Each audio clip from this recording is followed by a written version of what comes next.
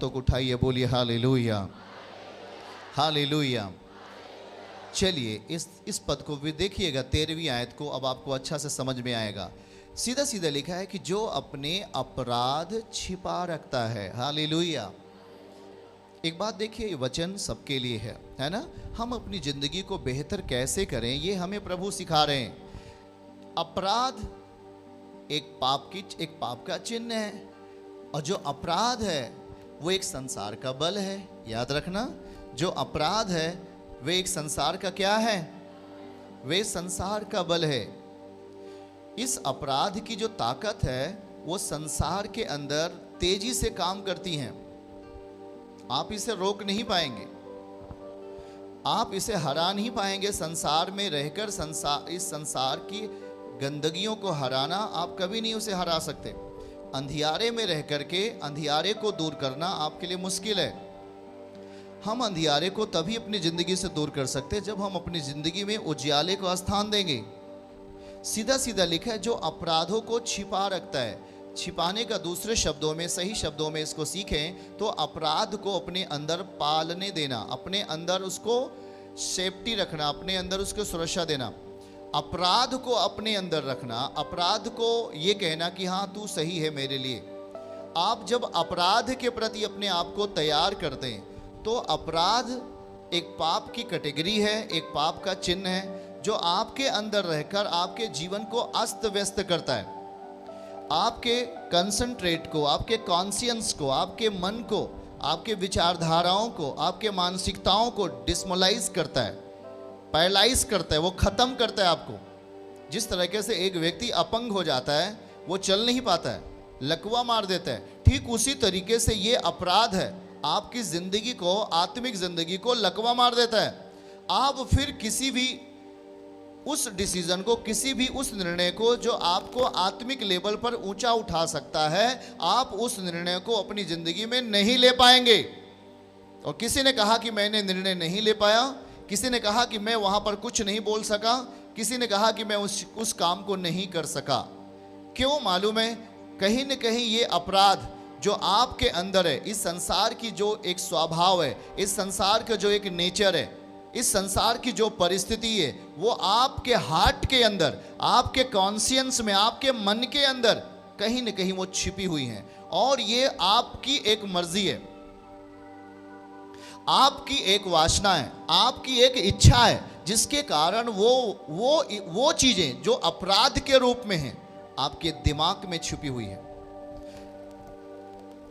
और जब ये अपराध आपके दिमाग में छुपेगा, आपके शरीर के अंग अपराध करेंगे, आपके शरीर का अंग अपराध करेगा, आप उसे कभी भी बाहर नहीं कर सकते, कभी भी नहीं। इसलिए मसीहत आपको खराई की बात बता रही है। आप इस संसार पर जयवंत कब होंगे? यीशु मसीह ने कहा, मैंने तुझे जयवंत से बढ़कर बनाया है। तो बनाया है कैसे? कैसे बनते हो? बनाने वाला कोई हमें कैसे बना सकता है? जब तक कि हम अपने आप को उसे ना दे दें। सही है कि नहीं? कुम्हार मिट्टी को क्या करता है? उसे रूप देता है, उसे डिजाइन देता है कि नहीं देता? क्या मिट्टी दूर भागती है? क्या मिट्टी अपने आप को छुपाती है? पर वो मिट्टी अपने आप को समर्पित कर देती है। किसके लिए? उस कुम्हार के लिए। बोले कुम्हार के लिए। यिर्मयाह यही लिखता है, कुम्हार के लिए वो समर्पित कर देती है और कुम्हार उसे डिजाइन देता है। बोलो डिजाइन देता है।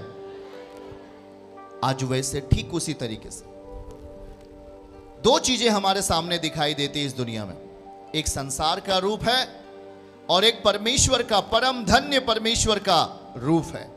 अब आपकी इच्छा क्या है? याद रखो, सनातन कालीन परमेश्वर, सनातन से ही उसने मनुष्य की इच्छा पे सब कुछ छोड़ा। अगर परमेश्वर अपनी इच्छा दे, अपना दबदबा दे, अपना वहां पर बल दिखाए, तो मनुष्य की इच्छा काटी जाती है। पर परमेश्वर ये नहीं चाहता। वो चाहता है कि मनुष्य के अंदर बुद्धि है और वो खुद इस बात का निर्णय ले, क्योंकि उसी के बुद्धि के अनुसार उसका निर्णय किया जाएगा, उसका जजमेंट किया जाएगा। ये लोग ना कह सकें कि परमेश्वर ने गलत किया। बाइबल कहती है परमेश्वर किसी की परीक्षा नहीं करता। याकूब 1 अध्याय 12 से लेकर 14 तक अगर पढ़ें तो बाइबल लिखता है कि खुद की वासनाएं, खुद की इच्छाएं, खुद की अभिलाषाएं हमें एक बड़े परीक्षा की ओर लेके चली जाती। परीक्षाएं परमेश्वर कभी नहीं लेते। हम उसकी संतानें हैं, पर हम परीक्षाएं हमारी जिंदगी में आ जाती हैं। याद रखो कि ये अपराध जो बाइबल दिखा रहा है, ये अपराध एक संसार की कैटेगरी है, एक संसार का एक प्रकार है। दिखाइए उसको 13वीं आयत को फिर से। जो अपने अपराध छिपा रखता है उसका कार्य सफल नहीं होता। हाथ उठा के बोलो, जो अपने अपराध, आपके अंदर यदि अपराध है तो उसे अगर आप सुरक्षा दे रहे हैं, उसे अपने अंदर जगह दे रहे हैं, तो लिखा है कि उसका कार्य सफल नहीं होता। सुन लेना ध्यान से भाई बहनों, ऑनलाइन भी जितने लोग हो सुन लो। आप अपनी जिंदगी में सफलता पाना चाहते हो, वो सफलता कुछ भी हो, वो चीजें कुछ भी आप अपनी जिंदगी में पाने के लिए आप अपने आप को तैयार कर रहे हो, मसीह के सामने अपने आप को लेके आ रहे हो। पर ये देखो, इस संसार में जो एक अपराध है, जो एक पाप है, जो आपके कार्यों को पूरा नहीं होने देगा, सीधी सी बात, वो लिखा है कि उसका कार्य सफल नहीं होगा। परंतु जो उसको मान लेगा, अपराधों को क्षमा करने वाला यीशु मसीह हमारे बीच में है। आमीन बोलो। वो इस दुनिया में पापियों को गले लगाने के लिए आया कि नहीं आया? पर पापी अगर पाप को अपने अंदर रखे, अपनी इच्छा उस पाप की ओर लगा दे, अपनी मर्जी उस पाप में लिपटा दे, वो कभी भी उसके पाप क्षमा नहीं होंगे। यीशु मसीह ने पाप किसका क्षमा किया? जिसने कहा प्रभु मैं पापी हूं। नोट कर लेना इस बात को। यीशु मसीह ने उसका पाप नहीं क्षमा किया जिसने नहीं कहा कि मैं पापी हूं। आपको अपनी जुबान से इस बात को अंगीकार करना पड़ेगा। बाइबल सीधा सीधा लिखता है, जिसने अपने अपराधों को मान लिया उसके अपराधों को यीशु मसीह ने क्षमा कर दिया। आमीन बोलो। सबके अपराध नहीं, सब पर दया नहीं, सब पर करुणा नहीं, सब पर आशीर्वाद नहीं। सीधे सीधे दाऊद कहता है भजन 28 उसके 9 में, वो निज प्रजा के लोगों के ऊपर आशीष देगा, वो निज बेटे बेटियों के ऊपर आशीष देगा। जिसने अपने अंदर, उनके अंदर अपराध था, लेकिन जब उद्धारकर्ता उनके सामने पहुंचा, जब यीशु मसीह उनके सामने पहुंचा, जब परमेश्वर के ये आयत उनके सामने पहुंची, वचन पहुंच गया, उसने कहा हे प्रभु मैं पापी मनुष्य हूं, मेरे पाप क्षमा कर दे। और जब आप अपने पापों को मान लेते हो, इस अपराध की ताकत आपके अंदर टूट जाती है। यह एक अपराध है, यह एक ऐसा स्थल है जहां पर शैतान अपने पंजे के द्वारा हमला करता है। यह अपराध एक ऐसी जगह है जहां पर शैतान अपना जहर 100% ताकत से विस्तार करता है। आप रोक नहीं पाओगे शैतान को अपने जीवन में काम करने से। आप रोक नहीं पाओगे, आप अपने बच्चों में रोक नहीं सकते, अपने फैमिली में उसे रोक नहीं पाओगे, क्योंकि यह अपराध शैतान की काम करने की एक जगह है। यह शैतान का कैरेक्टर है अपराध कराना, शैतान का चरित्र है। जैसा परमेश्वर का एक कैरेक्टर है पवित्रताई, वैसा शैतान का भी एक कैरेक्टर है अपराध। अगर आप अपनी जिंदगी में अपराध को रखते हैं और उस अपराध को अपनी जिंदगी में अंगीकार के तहत अगर अपने अंदर दिल में जगह देते हैं, तो शैतान का पंजा, उसके हाथों के बड़े बड़े नाखून आपके शरीरों में धंसते, आप कुछ नहीं कर पाते। मालूम है क्यों? क्योंकि हमने उसको जगह दे दिया अपने अंदर। एक बहन आती थी और वो, उसकी उम्र 18 से 19 साल लगभग थी। जब वो रात में सोती थी, शैतान उसके पूरे शरीर के ऊपर अपना पंजा मारता था। और ये कोई स्वप्न ही नहीं था, परंतु जब चर्च में आई, उसने अपने हाथों को दिखाया, अपने पैरों को दिखाया, उसके पूरे शरीर के ऊपर यह था शैतान के घाव। स्वप्न में वो क्या देखती थी? कोई शैतान आता है और उसे डिस्टर्ब करता है, उसे पाप का शिकार बनाता है, और उसके निशान उसके पूरे शरीर के ऊपर दिखाई देते थे। ये बात सोच लो आप। और जब वो जिस दिन चर्च में यहां पे आई, खुदा ने उसे छुआ और वो चंगी हो गई। हालेलुया। परमेश्वर आत्मा है, जब वो अस्तित्व में है तो शैतान भी आत्मा है, वो भी अस्तित्व में है, आप नाकार नहीं सकते। आप ये नहीं कह सकते कि शैतान नहीं है।